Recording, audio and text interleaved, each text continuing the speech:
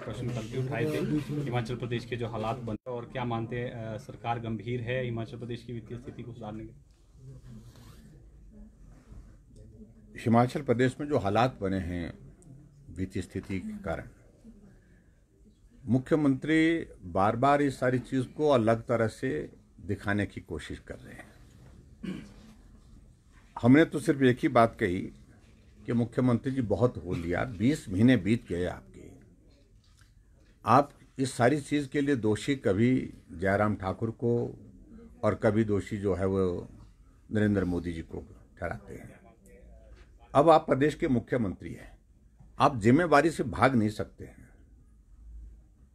जब तक हमारी सरकार थी तो हमने जिम्मेवारी के साथ काम किया, समय पर सैलरी दी, समय पर पेंशन दी, जबकि कोविड जैसा एक इस तरह का बहुत बड़ा संकट पूरी दुनिया के सामने था, देश के सामने था और प्रदेश के सामने भी था। लेकिन समय पर सैलरी मिली, समय पर पेंशन मिली, विकास के कार्य लगातार चलते रहे, संस्थान बंद नहीं किए, अंधाधुंध टैक्सेस नहीं लगाए। और यहां मुख्यमंत्री लगातार पहले दिन से शुरुआत किए हुए हैं। कभी संस्थान बंद करने का वो दौर जो चला था वो अभी तक समाप्त हुआ, 20 महीने बीत गए, 2 साल होने वाले हैं सरकार के। टैक्सेस के जो लगातार वैट की इंक्रीज के साथ उन्होंने शुरुआत की और उसके बाद लगातार, चाहे वो अब पानी का बिल है, चाहे वो बिजली का बिल है, आज भी मानसून सत्र का अंतिम दिन है, आज भी हिमाचल प्रदेश में बिजली को महंगा करके लोगों के ऊपर और बोझ डाल दिया। मेरा कहना है कि इन सारी चीजों से बहुत ज्यादा रेवेन्यू आपका जनरेट नहीं हो पाएगा। आपने वाटर सेस की अनाउंसमेंट की, वाटर सेस का कमीशन कर दिया, बना दिया, कॉन्स्टिट्यूट कर दिया, करोड़ों रुपए उस पर खर्च कर दिया और कोर्ट ने स्टक डाउन कर दिया। आपने जो इंडस्ट्री सेक्टर में जो है वो एक बहुत बड़ी हाइक दे दी इसमें, इलेक्ट्रिसिटी के इसमें चार्जेस में, और उसके बारे में भी कोर्ट ने अपनी टिप्पणी की। और अभी भी आप लगातार ऐसी चीजें करते जा रहे हैं कि कहीं ना कहीं जाकर के वो कोर्ट में स्टक डाउन होती जा रही है। प्रदेश को आखिरकार 2 साल का जो कार्यकाल आपका पूरा होने जा रहा है हिमाचल प्रदेश में कांग्रेस पार्टी का, उसमें हासिल क्या हुआ?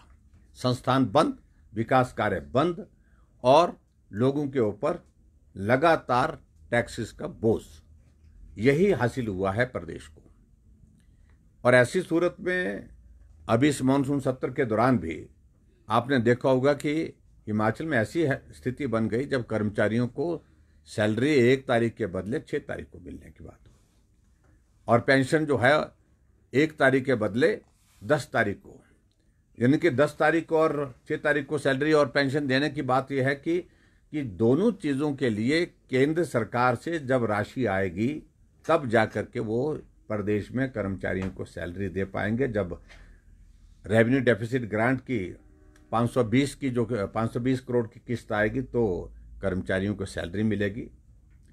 और उसके अलावा जब सेंट्रल टैक्स आएगा तो तब जाकर के हम कर्मचारियों के अलावा, जिनके जितने भी जो ये सारे इनके जो कदम है वो हास्यास्पद स्थिति में है आज की तारीख में।